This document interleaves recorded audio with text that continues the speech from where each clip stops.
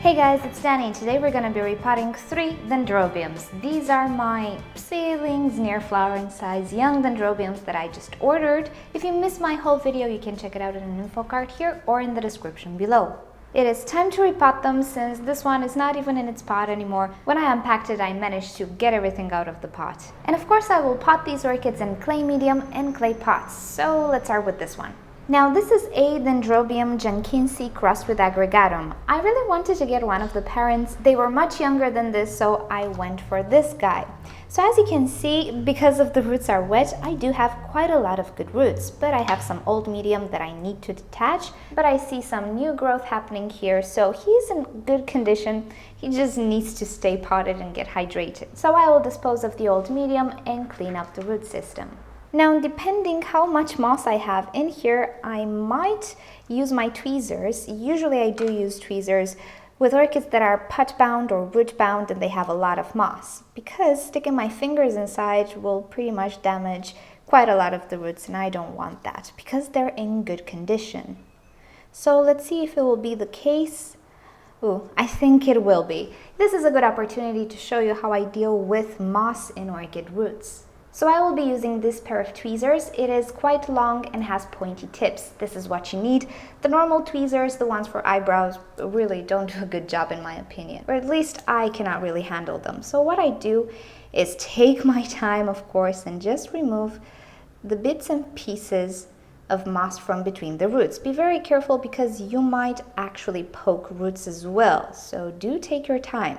And I forgot to mention, I sterilized this pair of tweezers by dipping it in alcohol, keeping it there for as long as half an hour because sometimes I forget about it, and then flame it. So every time I work with another orchid, this tweezers gets sterilized. Because this will be a long process, I'll go ahead and clean everything and come back when I'm done. So it would seem that I actually have 2 divisions here. It's okay, I will pot them together because it is the same plant. The root system looks very well on this orchid. I'll go ahead and check out and see if I have any dead roots. This root fell, but it wasn't dead. I don't think I have many dead roots, but I will clean whatever there is to be cleaned, and then I will spray hydrogen peroxide 3% just to be sure we don't have any snails lurking around, and I'll go ahead and repot it. Okay, next we have the Dendrobium tetragonum. Let's see what we find inside.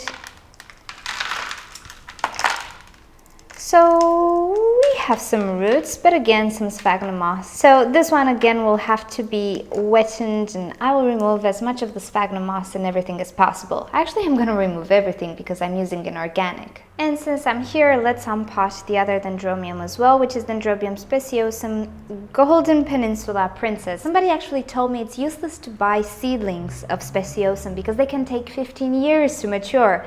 I don't know how true that is. I did it, so there's no turning back now. We'll see how this one goes. As a little side note, I have 2 Dendrobium speciosum.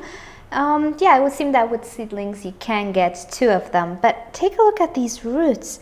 They are just so thick in comparison to the other 2 dendrobiums, which are very flimsy. So yeah, this is something interesting with this dendrobium. Okay, I'm gonna pot everything and I'll be right back when I'm done. And here are my dendrobiums potted.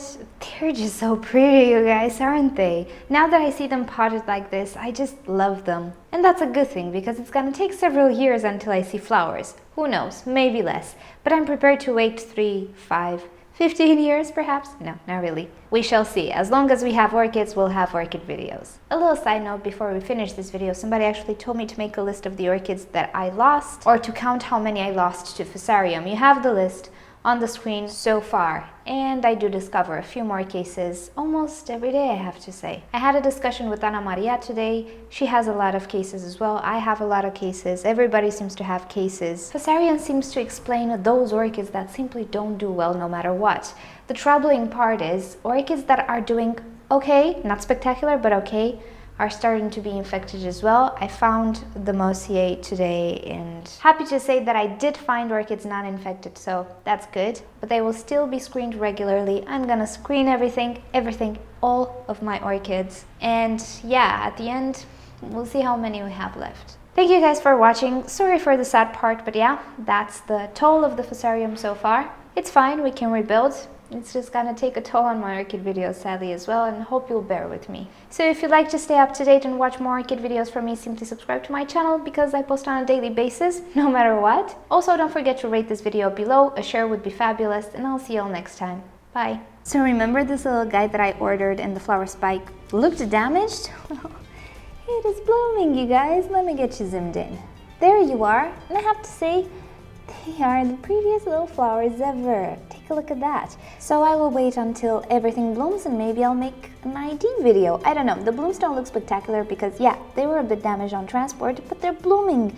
It's so pretty. I just love it. Look at that lip. So fringy. It's absolutely adorable. I'm so happy about this guy.